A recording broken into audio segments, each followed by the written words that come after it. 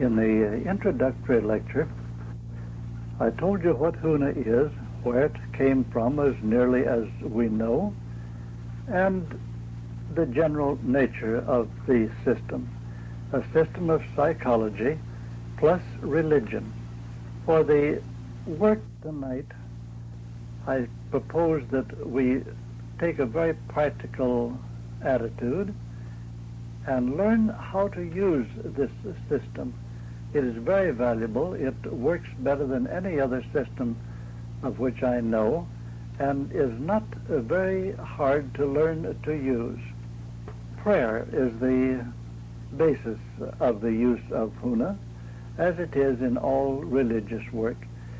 The prayer is made to the superconscious, to the God within. All prayers are sent telepathically from the subconscious to the superconscious.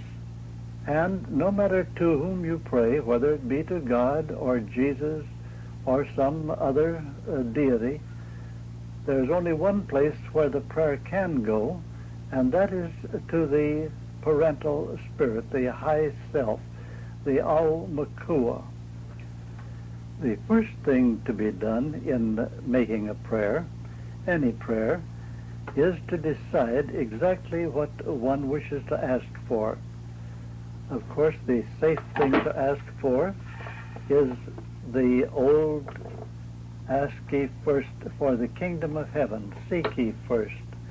And when we ask for information for the inner knowledge of verity, then we have something we can begin to work with very easily. However, many people have many needs, and if we have the need for a new home and wish to pray for a new home, or if we wish to pray for health or for a change in our circumstances, if we are in a social tangle and wish to have that straightened out for us, then that is legitimate. That is something for which one may pray. But first, one must be very sure to have the prayer properly in mind. It has to be made so that we will not need to change it later on. To change a prayer after it has been sent to the superconscious is a very bad thing to do if you wish to get results. A prayer is said in Huna to be a seed. That is the symbol that is used. A prayer is a seed.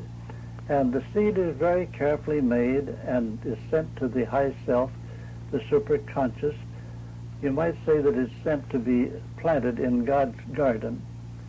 And once it is there, it must not be dug up all the time to see if it is sprouting, or the roots are destroyed and the whole growth of the plant stops abruptly. You recall that we have three selves in Huna: the superconscious self, the middle self or the conscious mind self, and the subconscious, which we call the low self, which makes an easy term.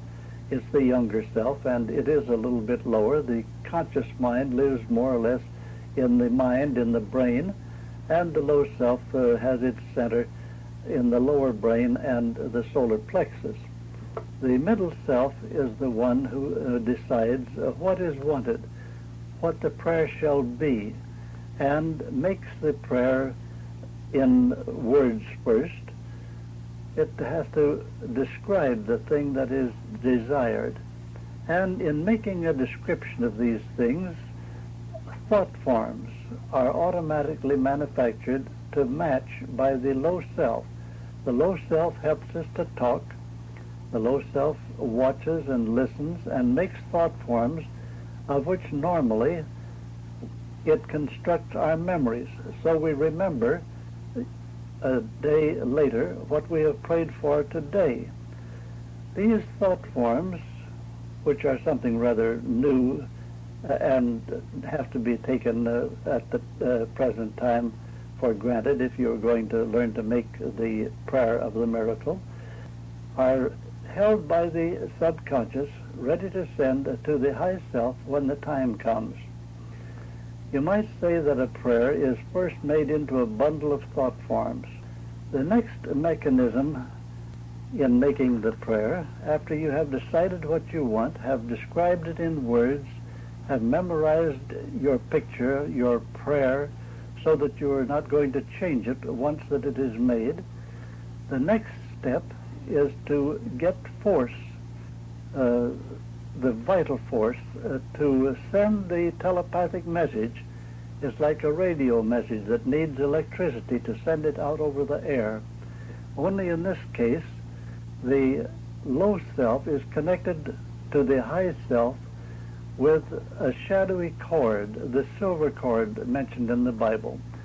The low self lives in the body and centers in the solar plexus. The middle self centers in the brain, and the high self lives outside the body, up above it as a rule. It comes down fairly close, but it may be all around, every place. It's a wandering self, but it is always at the end of the telephone line, the shadowy cord, so that the low self can put in a call and get the high self, if it is not too very busy on a very, very important job, to come to listen to the prayer and to help. Perhaps it can hear the prayer at the end of the cord, even if it is very, very far away and very busy. The electricity is equated by what we call mana. It's the same mana that we ran into in Genesis, but it is only spelled in the Polynesians, in Huna, with one N, mana. It is the vital force made of the food that we eat, the air we breathe, the water we consume. The low self burns that as blood sugar and creates vital force by taking in extra air.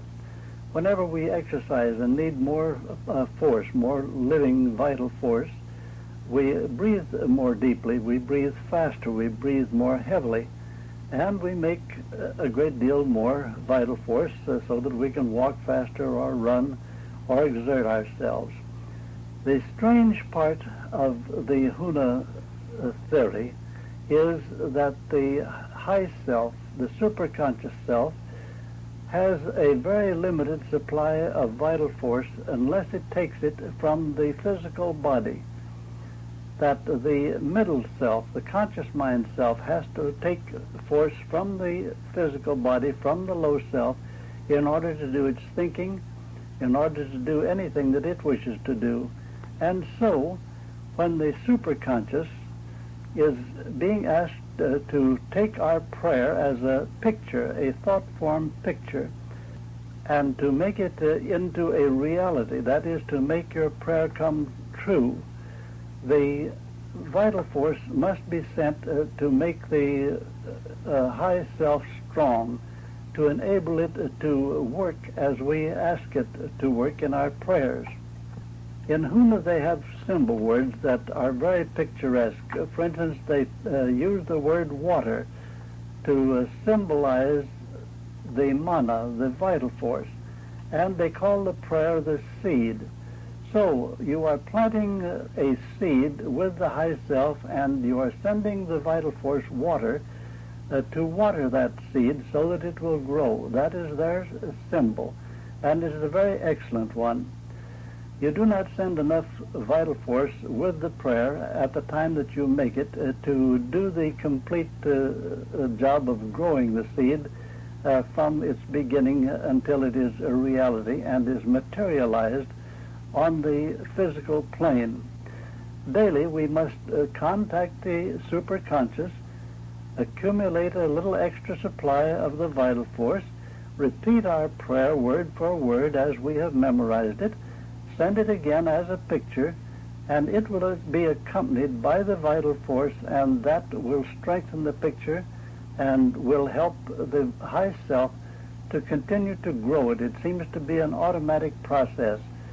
The things that we think are real, and they become real. The thing that I have feared hath come upon me, says Job. In a moment we will consider the way that we go about gathering a little extra vital force, mana, to send with the prayer picture to the high self. For the moment, I want to speak of the necessity of accepting the high self as an actuality, as a true being, and this we have to accept on faith. Faith is the substance of things hoped for, says Paul, and if we have no faith, the seed that we send as a prayer also takes on no substance. It does not materialize into an actual condition. If you pray for something that is not a material thing, but a condition, that is, for instance, if I pray to have my life changed so that I am not in a social tangle as at present, that is a change in conditions. If I pray for a new car, that is a material something. That also, if you get it, is a new condition. Granted that you are willing to accept the God within as a verity, the high self, and that you have a certain amount of faith, then you get your prayer ready. You decide what you want to ask for. If you ask for knowledge and wisdom, you see yourself. You make a picture of yourself as having the proper knowledge, as having the proper wisdom to know the truth and to know what is good and what is evil and what to avoid and what to do. All of those things. It's a little bit difficult to make a mental picture of those things, but you can make yourself into the picture. Put yourself in and imagine yourself as having already learned a great deal of wisdom, so that you understand what the kingdom of heaven is about. So you understand the superconscious. So you understand the ins and outs of the low self. Those are the things of wisdom that you have to picture yourself having already known. In making your picture, you make it as a picture of a thing already accomplished, not as something growing, something being done a little bit at a time, but you make the picture of the finished fact. You consider it as a thing that has to be grown completely from a perfected pattern. Your pattern must not have the trousers left off of the suit, and the whole dress, the whole suit, everything has to be pictured as complete.